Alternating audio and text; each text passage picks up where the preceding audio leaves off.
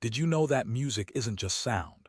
Studies show that singing, listening, and even struggling to learn an instrument physically change the wiring of your brain over time. Your auditory cortex can literally grow stronger or weaker based on what sounds you expose yourself to. Get ready. Your ears might be changing your mind. But we often think of our brain as a finished machine, something built once and incapable of real updates. Yet that couldn't be further from the truth. Your brain is, quite literally, an adaptive superorganism, constantly monitoring its environment and physically restructuring itself in response to what it learns, a concept called neuroplasticity. Think of your gray matter not as fixed clay, but as a liquid substance capable of forming new pathways almost on demand. When you engage deeply with music, whether by learning an instrument or simply analyzing complex compositions, certain regions light up and strengthen in measurable ways. For example, years of intense musical training have been shown to enhance connections between the motor cortex, the area that controls movement, and areas responsible for language processing. It's almost as if mastering a tricky arpeggio strengthens your linguistic circuits at the same time. This remarkable adaptability means every time you listen to a piece that moves you, or worse, learn asterisk a scale by ear, you are quite literally helping to sculpt a more efficient version of yourself. Your brain isn't a fixed machine. It's highly adaptable, a quality scientists call neuroplasticity. Think of your mind like a vast city map. Some roads are old and well-worn, others don't exist at all. When you learn music, you are literally building brand new superhighways in the physical infrastructure of your brain. At the microscopic level, these connections happen at junctions between nerve cells called synapses. Every time you correctly read a complex passage or coordinate a finger movement on the fretboard, you are strengthening certain neural pathways and pruning unused ones. Studies have shown that intense musical training can increase dendritic branching, the structural protrusions of neurons themselves. It's not just practice. It's high-intensity retraining that forces your gray matter to physically rewire itself for greater efficiency and complexity. This means the ability to hear a melody, translate it into motor commands, and execute it is creating tangible, lasting changes in your very brain chemistry. It's more than just sound, it's a biochemical trigger. When we hit listen to that perfect song, the one that feels tailor-made for your mood, our brains don't just enjoy it, they literally get chemically rewarded for it. Think of music as the ultimate cheat code for our emotional system, initiating a cascade in specific brain regions.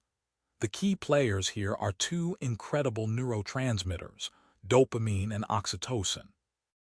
Listening to something genuinely pleasurable causes a measurable spike in dopamine, the famous feel-good chemical associated with seeking pleasure and anticipation. This rush is identical to what happens when we eat delicious food or even fall in love. But it's not all high highs. Music can also facilitate social bonding through oxytocin, often called the cuddle hormone. These chemicals are responsible for connecting us, telling our brains that everything is safe, fun, and worth repeating. It's this powerful interplay between anticipation, physical sound waves, and pure chemistry that proves music isn't just entertainment. It's fundamental wiring for human connection and survival. When we move beyond simply listening and actually engage in music, whether it's mastering a tricky guitar riff or smoothly executing a complex dance step, music becomes a full-body workout for your neural wiring. The rhythmic act of playing repeatedly demands precise coordination between multiple areas of the brain, primarily activating the motor cortex and the cerebellum, regions critical for movement planning and execution. Think about learning to play a piano chord. It requires not just finger dexterity but timing accuracy, forcing distinct communication pathways to synchronize with remarkable efficiency.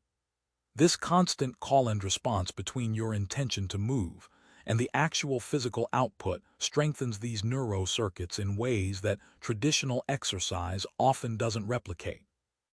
Research has shown that activities like drumming or vocal performance are incredibly demanding because they require predictive processing. You're not just reacting, you're anticipating the beat before it even arrives.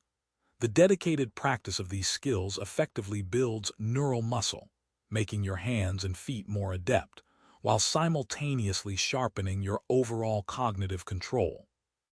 It's a powerful feedback loop. The rhythm improves your motor precision, and that increased coordination opens up new levels of musical expression itself. It might seem odd to link a soaring operatic melody to basic grammar, but when you start mapping the brain's activity, you realize they share remarkably similar neural real estate. The patterns we build into music, the rules of harmony, the expectation of rhythm, are fundamentally structural. They are asterisk syntax asterisk, much like how language operates. Consider that whether we are following a 4-bar chord progression or understanding the conjugation of a Latin verb, our brains rely on predicting what comes next. Studies actually show that specific areas in the temporal lobe, essential for processing language sounds, light up when people listen to complex musical passages.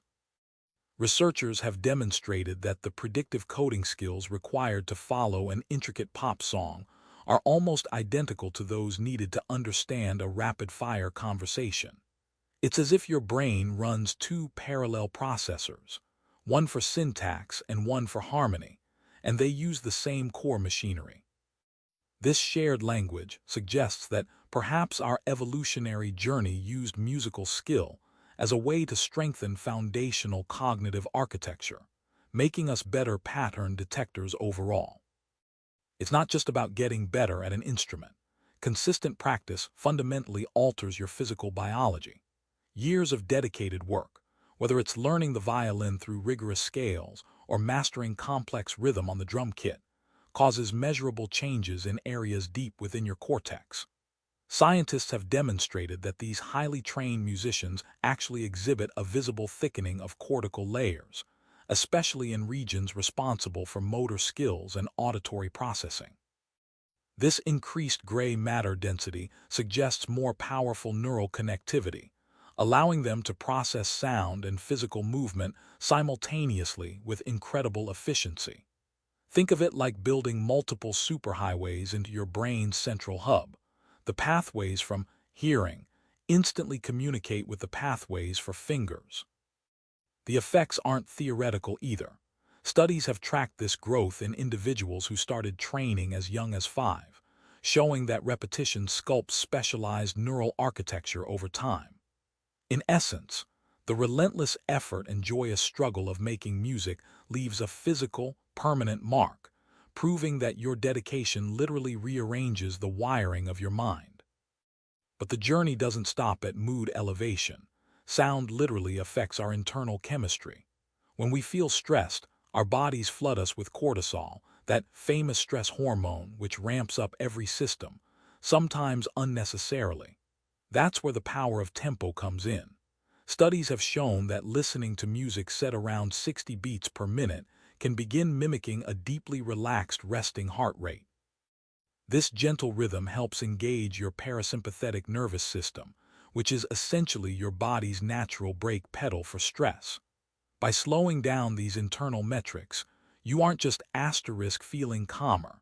Your physiological markers are responding chemically, helping to lower circulating cortisol levels. Think of it like a reset button pressed right at the hormonal level.